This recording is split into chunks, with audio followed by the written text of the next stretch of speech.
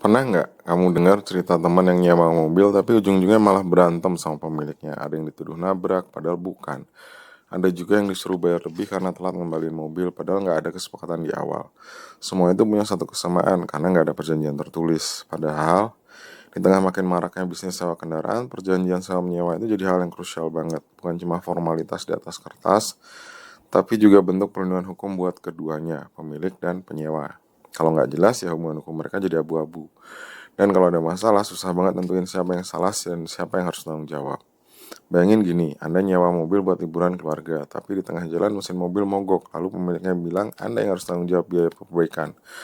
Anda kaget karena mobil itu udah rusak dari awal. Nah, kalau ada perjanjian yang jelas, semua itu bisa dihindari.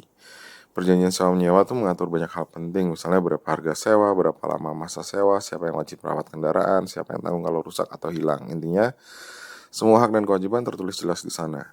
Secara hukum, perjanjian sewa menyewa ini diatur di pasal 1548 KUH Perdata dan seterusnya. Tujuannya sederhana, memastikan ada kesepakatan, ada objek sewa, dan ada imbalan yang disetujui. Tapi yang sering dilupakan adalah detail-detail pelaksanaan. Misalnya gini nih, pemilik wajib kasih kendaraan yang layak dan lengkap suratnya.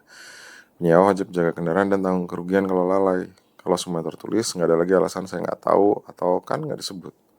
Jadi kalau Anda pemilik kendaraan, jangan ragu bikin perjanjian. Dan kalau Anda penyewa, minta perjanjian yang jelas sebelum pakai mobilnya. Ini bukan soal curiga ya, tapi menjaga kejelasan dan rasa aman. Lebih baik repot di awal daripada ribet di belakang. Perjanjian sewa menyewa itu bukan sekedar kertas, tapi investasi kecil buat melindungi hak yang lebih besar. Dengan dokumen itu, Anda nggak cuma nyewa kendaraan, tapi juga untuk menjamin ketenangan pikiran.